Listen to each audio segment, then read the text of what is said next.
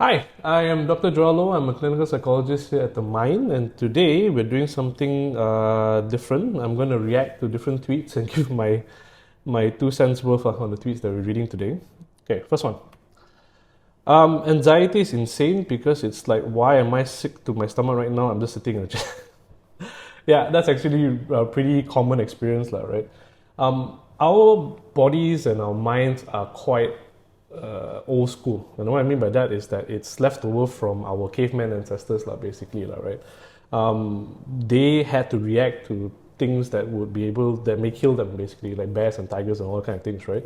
So when your mind perceives threat, like a tiger coming at you, your body reacts. So that's why you have palpitations, heart racing, hands sweaty, and all that kind of things, because you're preparing to either run away or fight the bear. Fast forward to 2023, we don't have many bears and tigers running around anymore. I mean, we do in zoos and all that, but our animals in zoos are quite sleepy most of the time, right? What makes us anxious are our day-to-day kind of things, your bosses, KPIs, exams, things like that. And because these kind of stresses don't go away, we can't kill them, it's going to be stuck in a perpetual loop in our head. So we're constantly going to be afraid of it. So that's why when you're sitting down right now and you're thinking about your boss or your mother-in-law, you get anxious. That's what's happening right now. Yeah? Okay, great. Next one. I wish I knew what to say to people struggling with body image issues, especially those worried about what they're going to wear for tour. You're all so beautiful, it makes my heart hurt. All right. I think that's a really good question to have. Like, what do you say to someone with body image issues, right? It's hard because I think there's very little that you can say that would make them feel better because it's so internalized. It's their own issues, anyways. There's their own concerns and worries, anyways. I think the best thing you can do is just to be with them, right? So when they are going through their freakouts, they're wondering what to wear and things like that, just be there for them, right? And if they ask a question, then you respond. I think that's the best thing that you can do, right? I think like that cliche goes like sometimes not saying anything is the best thing that you could say, right? And I think this is where that applies, basically. I think the only times where we want to actively intervene is when they start hitting themselves on the head, right? That means they really start saying very demeaning things about themselves, and then you want to say, hey, back up, right? And when I say, hey, back up, what I mean by that is you want to snap them out of that thing because it goes into this negative cycle, basically, right? So you don't have to say things like those fluffy kind of things like, oh, you're beautiful, you look great. No, that's not going to help because they're not going to believe it. But rather, snap them out of it by saying something really random like potatoes, right? Or a Big Mac, right? And the reason why I say those things is because it's so weird, it's so random, it snaps them out of that negative cycle so that we can reset them, basically. So yeah, next time you're someone with body image issues, don't say anything at all. But if you want to say something that's so left field that just snaps them out of that negative spiral, basically. Yeah, give that a go. Next one. I'm all for advocating for mental health and reducing the stigma of mental illnesses and treating everyone equally. However, regardless of mental illnesses, you are still responsible for your actions and how you treat others. Mental problems are not an excuse for shitty actions. So this is a pretty interesting tweet, right? And I think I agree with most of it, with some exceptions, right? So I think in most cases, when you're talking about neurotic cases, right? So depression, anxiety, panic, that kind of things, more day-to-day kind of issues. I think this tweet is absolutely right. I think we need to be responsible for our actions. I think the time when we start hiding behind our difficulties or struggles and things like that is problematic because it almost means that you get to be a horrible person just because you have something, right? It doesn't kind of make sense. Like, for example, if I make it a medical condition, so if let's say you broke your leg, right? Does that mean if you broke a leg, you get to rail against everybody who can walk normally because they don't have broken legs? It doesn't make a whole lot of sense for me, right? I think being responsible actually helps with the treatment process, with the getting well process as well. Because I think when you own it, when you take responsibility for it, and you're not being, not doing bad things, basically, or not being responsible for what you do, when you can do all those things for yourself, it means that you're trying to do better, be better in that sense, right? My exception to this would be this, right? I think there are certain disorders out there that makes it very hard for you to not be like that, to engage in this shitty behavior, right? So, for example, if you are schizophrenic, right? So some people with schizophrenia finds it very hard to control their actions and thoughts because they have a lot of intrusive thoughts, a lot of psychosis, they have delusions, hallucinations, and things like that. So in that kind of situation, it's very hard for you to be of sound mind, basically. So for that one, I think that is an exception, right? And there's some other things as well, right? So some people with severe developmental disorders like autism as well, so they also find it very hard to control their behavior sometimes because they're overwhelmed by what's going on in themselves. So there are some exceptions to that. But generally speaking, anyone who hides behind their mental health, the neurotic ones, I think, it's something that you want to be careful about. I think. Yeah. Next one. Therapy is a scam. All you need to beat depression is meditation, cigarettes, and driving over the speed limit while listening to mid-2000s EDM. I can't say I don't enjoy that genre of music. It's actually pretty good. Look, therapy isn't a scam. I think more likely is that you need to find what's right for you, what works for you, right? Therapy works for a lot of people, but let's be fair, not for everyone. I think sometimes people think, some people's experience of therapy is that it's too fluffy. We talk about emotions too much and things like that. And I get that, right? It's not for everybody, and that's totally fair. But to say that it's a complete scam, I don't think that's fair as well. Because number one, I'll be out of a job, which is not cool. But number two, I think therapy gives us this opportunity to really do big, deep dives on ourselves and really understand ourselves better and figure out what's going on with ourselves. And I think there's not very many other means in which you can do that. Some people say you can get high and do that. I guess you can, I don't know. But therapy is a surefire way to be able to do that. So I don't think it's a scam. I think it's a you do you kind of thing. Find out what's right for you. Although driving over the speed limit, don't do that. That's a bit dangerous. Don't do that. No, not good. All right, I can't gel with someone who claims that they love me but abandons me every time they feel triggered. If that's how you act with someone you claim to love, how are you going to act when your kids do something to upset you?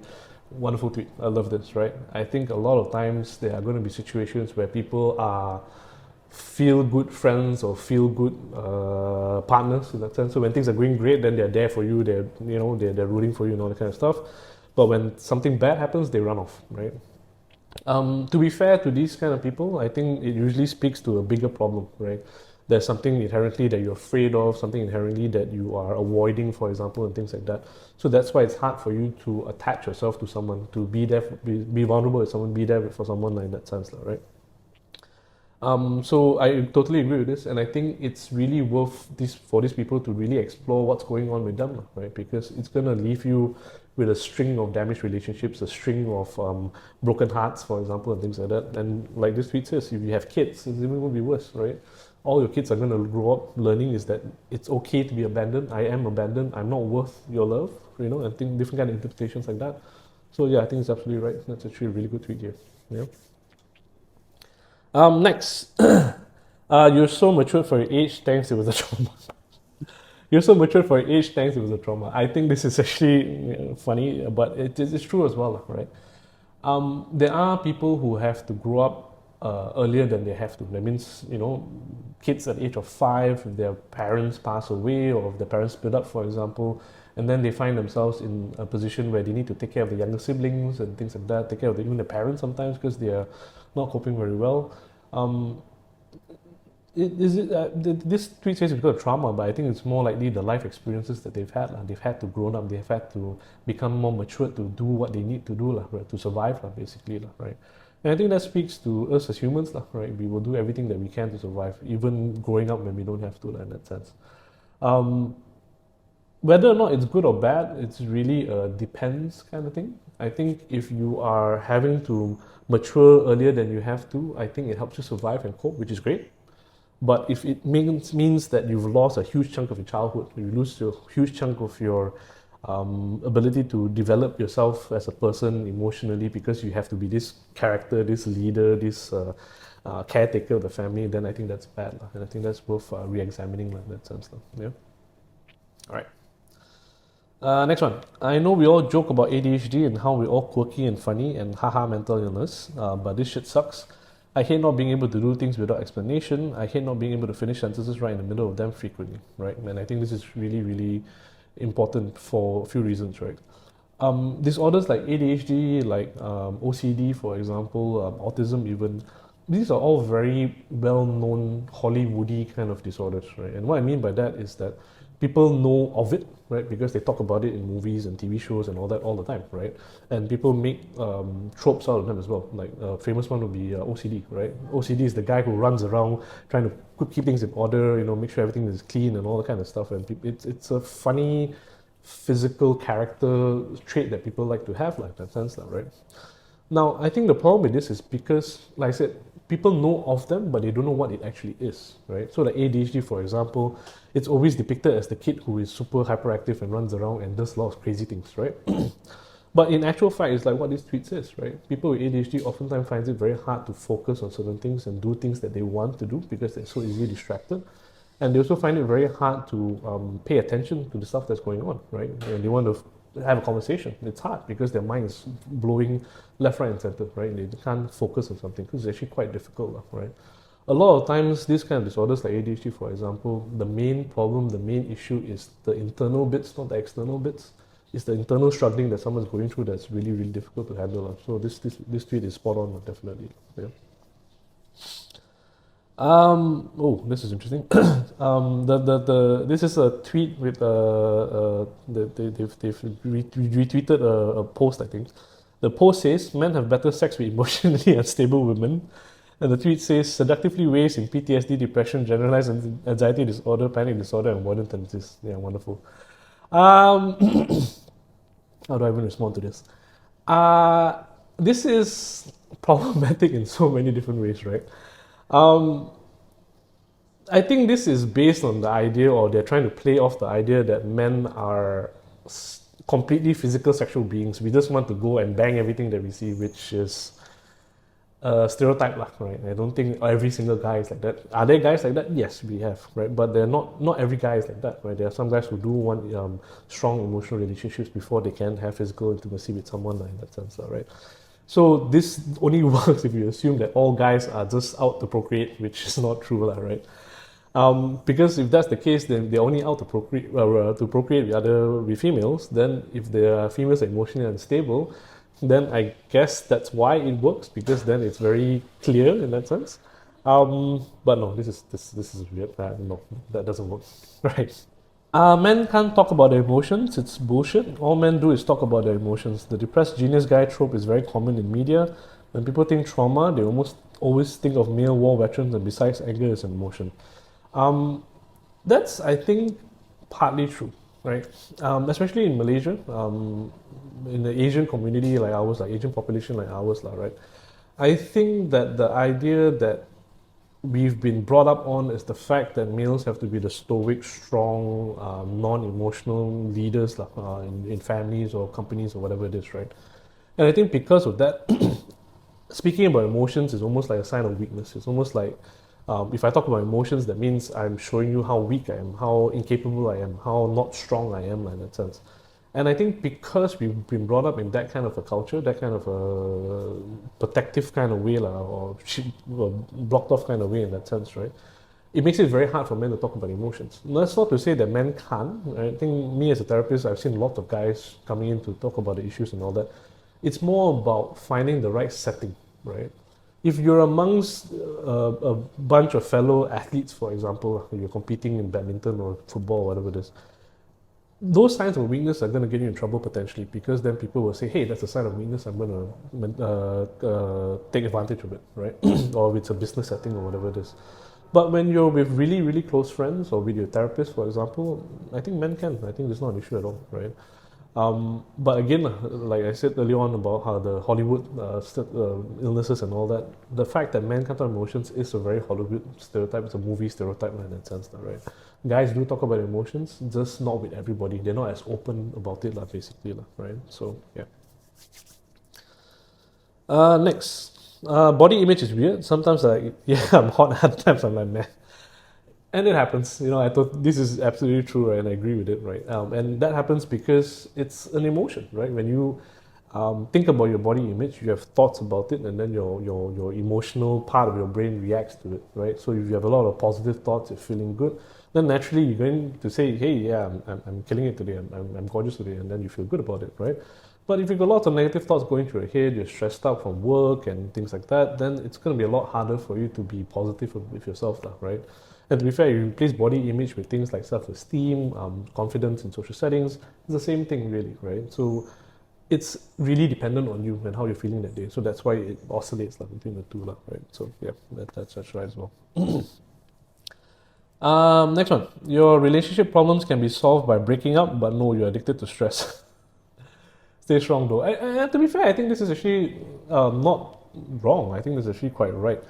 I think sometimes people have this warped idea of what a relationship should be like, to a point where there are couples or at least people in relationships that think that if I'm not fighting with my partner, that means they don't care anymore. I'm not sure if you guys had friends like this, right? Or relationships like this. I've literally had a friend told me once, oh, the reason why I pick fights with my boyfriend is because if he doesn't fight back or doesn't fight against me or whatever it is, it means that there's no passion in the relationship anymore. That's how I know there's passion. That's how I know he still loves me, which is distorted definitely. But you can sort of kind of see how that might work for them, because I think unfortunately their idea of relationship is a bit distorted, like it's mutated, like in that sense, like, right? This one says you're addicted to stress, and I think in a weird kind of way that's true as well. You know, during COVID, during the lockdowns, right, a lot of people broke up. A lot of people broke up, right? And these are not just like boyfriend, girlfriend, boyfriend, boyfriend, girlfriend, girlfriend kind of thing, but even marriages as well.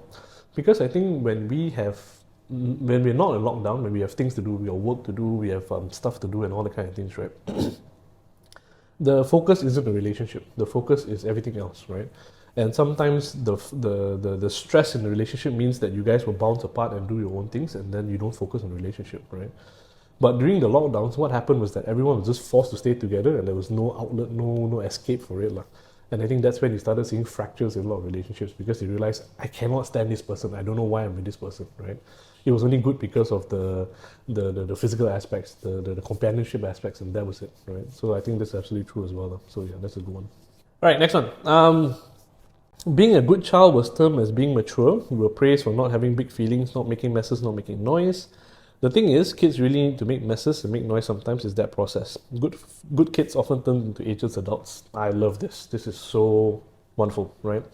I think a lot of parents in the past, right now, they want their kids to be mini adults, not kids, right? And what are mini adults? Mini adults meaning that, you know, they look cute and small and tiny, but they do everything an adults would, right? So they would put their plates back, they won't break things, they'll play quietly, they'll speak softly, and then they won't go crazy, like, in that sense, right? And I think the reason why parents propagate that, nurture that, or encourage that is because then it makes their lives a whole lot easier. Then I don't have to worry about my kid going cray-cray and breaking stuff and all that, right? But you think about it as yourself, like, when you guys were kids growing up, that's not fun, right? Kids want to have fun, and that's how they learn about the world, right?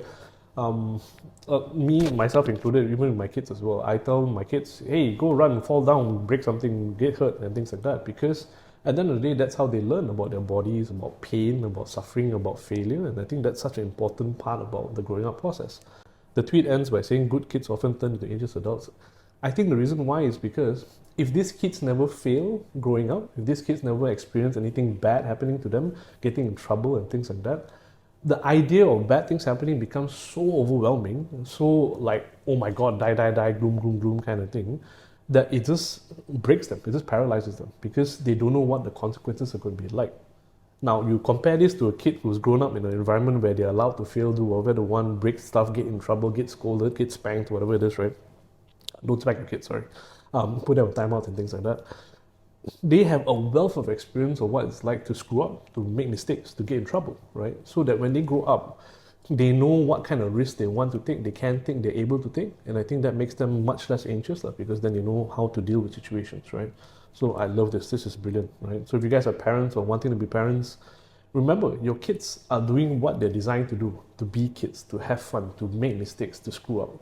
Let them, right? Your job as parents isn't to parent them to a point of perfection, not making them children of the corn kind of children where they're weird and perfect. No. Your job is to pick them up, right? Let them make mistakes, but make sure that they don't get hurt and get in trouble and all that. Yes, fair. But let them do that, because that's the best parenting that you can do for them. Yeah. So love this. This is a good one. And I think that's the last one, right? All right, thank you very much. I hope that was quite fun. That was enjoyable. Some more than others, I think. The emotionally distressed moment one was still back in my head right now, but hopefully that helped. Thank you.